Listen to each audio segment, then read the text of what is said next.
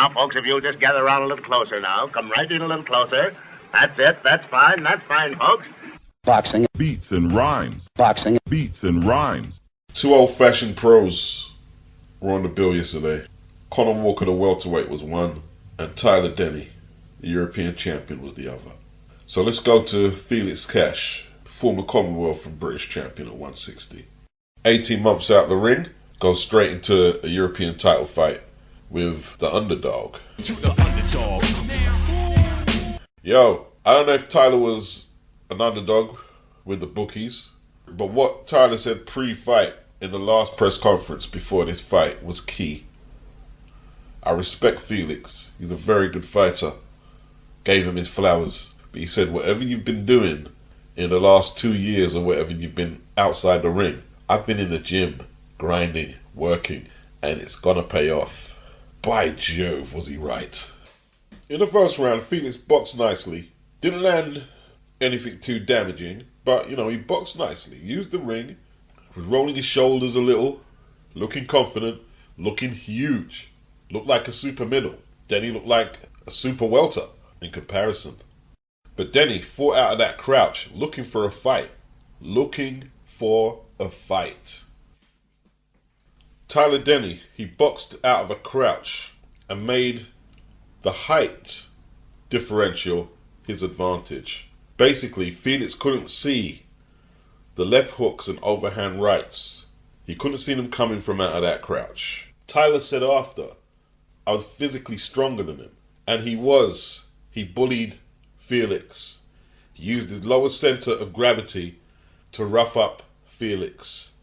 These were the tactics. Tyler was banging Felix to the body. At the end of round 2, he gestured to the crowd. Come on! It's Midlands, right? Midlands crowd. He's Wolverhampton. He's in Birmingham. Turn it up! He is now, ladies and gentlemen, in the zone. This type of fighter, you have to knock out if you want to win today. If you want to win, you have to knock him out. He's in the zone. By round 3, Felix is complaining to the referee. And I observe, you're the bigger man. You're the one that's supposed to be the potential world title contender. Why are you complaining to the ref? You've got the man in the ring. The European title's on the line. You shouldn't need anything more. But, Felix had his nice new haircut. And when you saw it looking all disheveled, and then he got cut around the face and complained to the referee, we can guess where this one's going. To compound Felix's misery, you're getting beaten up on the inside by this guy with one stoppage in 23 fights. And when he decides to use his head movement to make Felix miss, and use his back foot and run out the rest of the round, he does that well too. In the 4th round, Tyler makes Felix miss. And then he lands his power jab in Felix's face. Oh, this is looking bad. This is looking bad. Cash lands a right hand, but Tyler bobbing, weaving, rolling, making a damn nuisance of himself. Felix, Adam Booth can't do nothing for him. He's abandoned the jab from the first round. His hands are down by his waist. He's fatigued, he's cut. Body shots are sapping his strength. He hasn't got a clue how to fight inside. And then a big backhand left freezes Felix in his tracks. He's hurt towards the end of the 4th round.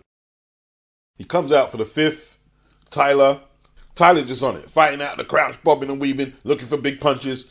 The referee stops the action. Felix bleeding. The eye looks a mess. They have to stop the fight. Technical decision. Tyler Denny cleans up on a UD. Now, was the head clash intentional? Felix hasn't complained about it from what I've heard. Denny said he didn't feel it was a clash that caused the cut. He has been in a couple of fights where, his style where he crowds his opponent does invite clashes. But I don't think it was deliberate. That could be the only red flag on the performance. But for my money, he beat the crap out of Felix legitimately. Hindsight, 18 months out the ring, a divorce, mental health issues, split with your trainer, and let's face it, Adam Booth, aside from David Hay, he didn't take George Groves to the world title. He did good work with George Groves, but he didn't take it to the world title. He had some success with Ryan Burnett, but he's not looking very clever out here as a trainer. Yeah? new trainer, split with Tony Sims. In the last 2 fights he had in 2022 before losing to Tyler, he didn't look good. He was on the canvas twice to a European fighter, a decent European fighter. And then in the following fight, he didn't look good at all. He didn't look good. But they probably thought to themselves, this European champion, Tyler, he's only got 1 stoppage. What can he do to Felix? So they got cocky. They overestimated what they were bringing to the table, and they underestimated the European champion, who since losing a split decision to Linus Udofia, has turned over at least 6 or 7 undefeated fighters, including Felix Cash, on his way to becoming the European champion. Team Cash messed up, thinking that they could probably go in there and bully Tyler Denny like they did Denzel Bentley. And the way Felix shoved Tyler very hard, trying to send him a message. Felix is that type of persona as a boxer, but nah, that weren't going to work yesterday. But it was clearly evident he needed a couple of tune-ups. Like D. Obianuli said in the comment section, he needed a few tune-ups to fight this guy. But if you was to tell Adam Booth or Felix Cash that beforehand, they would look at you condescendingly and take that as an insult. Nah, we don't need that. We can just go straight in and beat this guy. Look at our KO percentage compared to his. We're bigger. He's been beaten twice. Felix is undefeated. Austin Ammo Williams, he went off the rails around 2021, 2022. He was supposed to fight Felix Cash. He turned up post-fight when Felix had that fight before the long layoff. Felix got a little aggressive. The fight didn't happen. Felix went off the rails as well. The state of play now, they both lost their unbeaten records. Ammo got beaten by Shiraz June the 1st. Felix beaten by Tyler Denny. Saturday gone. Can they both come back with a couple of wins and we perhaps get that fight? Do both of them really want it like that? As someone observed here in my comment section, the difference is Ammo gave it his all. Did Felix really give it his all? Not sure he did. I'd probably pick Ammo at this stage. Not a good period for Matchroom. Not at all. Big up Ben Shalom. He said Matchroom treated him very well. Great hospitality at the show. Eddie Hearn takes another L to a rival. He lost 5-0 on June the 1st. Annihilated by Frank Warren's Queensbury. Annihilated. And after tormenting Ben Shalom, and justifiably, for all them pullouts on the purse bids and Mandos, etc., etc., but Ben got him.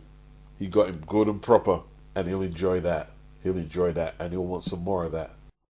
I'm starting to warm to Ben Shalom a little more after I listened to his interview with October Red. You get an insight when someone talks for 40 minutes. He hasn't got much interviews like that. And as Eddie is saying, as they're shaking hands here, he said to Ben, yo, you can win fights. We should do more fights.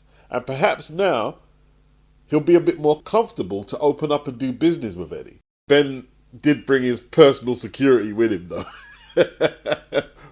Ben is who he is, isn't he? He's who he is. Boxing. Beats and rhymes. Boxing. Beats and rhymes. Good shot by Walker. Great fight. Walker is my dude, man. Keep it going, Walker. That's it, me old son. Let's see if Walker can get the upset. They're going to rub him with scorecard. The referee trying to rub him off. Look at this. Slunging it out. Ring center. Look at Crocker's hands. They're down by his waist, just swinging away. Wow. Conor Walker digging him to the body, roughing him up inside. Holding him up, left hook. That's really good stuff. Good fight, both men. Who won that? Who won that? Yeah. It's all right with me. He's literally fighting against the house fighter. They're trying to make that Crocker-Donovan fight, isn't it? All Irish showdown. So you're up against the system, you're Conor Walker. You're up against the system. You know what I mean? Let's see the score. You might have to go to a rematch. You might well do. No, they both need a rest after this. Like, I mean, it was a tough fight. 96-93. 95-94. They gave it to Crocker. UD. That points deduction for the low blow was disgusting. You know, Crocker wearing his trunks up by his rib cage and shit. I didn't see the whole fight, so I can't get mad. Let me not get mad. I didn't see the whole fight. Wow. Well, they got that all Irish showdown. You know what I mean? I didn't see the whole of it, so it's no point in me getting emotional. I'm gonna stay in character. But when I caught that fight, Conor Walker was winning them rounds. There's no way you could say that Crocker was winning. You can't say Crocker was winning. But look at Donovan. He's such a sportsman. He just takes it in his stride like nothing, bro. Wow. After that, a lot of fighters would have been stomping and complaining. He just took it in his stride, man. After giving an effort like that. Okay, see, that's the God. He says Walker won that. Eason, he says poor decision in his opinion. They saw the whole fight. They saw the whole fight. The rounds I did see earlier, I didn't see all of it, but I did see a few of the rounds earlier. Walker was doing well in them rounds. He was doing very well in them rounds. So, boxing is a crooked sport, basically. Like if you're not hooked up or prioritized in the hierarchy on the roster, this will happen to you. And it's been like that for as long as I can remember watching it. It's corrupt, isn't it? Look at that effort that Conor Walker put in. Everyone in there saying he won. Like, Daz the God, he believes that Walker won. Eason, poor decision. LT, he said Walker was more consistent, so I had him winning. He was definitely more consistent. He was way more consistent. Like, he'd get hit, go straight back in there like nothing could happen. Walker was taking flipping minutes. Not minutes, but he was taking large periods out of seconds, like getting his breath back before he'd throw some flurries back. Walker was working him over. Body, head, he was working him over. But, I'll have to watch the whole of the fight tomorrow at some stage if I can to get a proper gauge in it. But, you guys are saying that Walker won? I'm surprised. You guys are saying Walker won? LT, point deduction. Yeah, the point deduction was teeth. The point deduction, what was all that about? The point deduction, that was teeth. It's a robbery. Here's what it is, isn't it? It's that kind of sport. If you get in boxing, that's what they'll do. If you're not prioritized, like I'm saying, you know what I mean? Yeah, they'll job you. And they'll have no issue doing it either. And look, they're not even making a big deal about it. They're just sweeping it under the rug. Like, come on, man. That's fucking terrible. Terrible, man. Like McComb against, the Golden Boy kid. This shit, come on, man. Corruption. It's like fans need to do something, about dodgy decisions, man. The way they just sweep it under the carpet to protect fighters a bit more. Look at the effort they're putting in, and then come on, man. Boxing. Beats and rhymes. Boxing. Beats and rhymes. The veteran Jeff Ofori gave Cameron Young a very good fight. Cameron is now 5-0. It was a 10-rounder. Jeff came on strong in the later rounds. I remember watching Jeff against Archie Sharp on a Queensbury card, and they robbed Jeff. They robbed him. And he did beat another match from Prospect in 2023. He stopped him. Callum French, I believe it was. But Jeff, very busy. He's already had 2 10-rounders this year, losing fights against unbeaten prospects. And he came in at short notice when Cameron Young's original opponent, his rival, Jordan Flynn, he couldn't make it. Many said that this was actually a better test for Cameron Young, who I'm not totally convinced is the real deal, I'll be honest with you. But yeah, good win. Shannon ran and Emma Dolan fought for the inaugural British super flyweight title and Emma's Commonwealth title. The 3-inch height difference looked a lot more pronounced for some reason. But, sometimes it's hard to gauge. Shannon, after a bright start, quick hands. She does have a decent technique throwing them right hands over the top, actually. Her problem is once she gets in punching range, is how to get out without getting countered. That's something she can work on. The knockdown, a lot of people say it wasn't a knockdown in the second.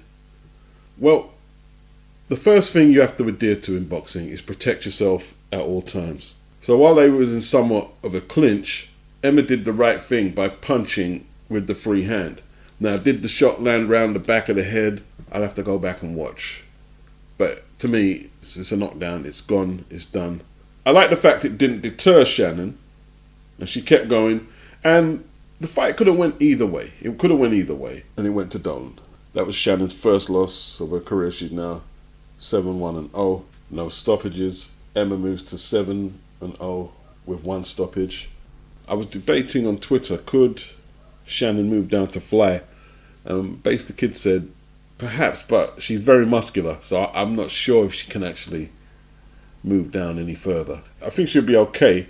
Needs to work on that aspect I was talking about. After you get your punches off, how do you stop yourself getting countered?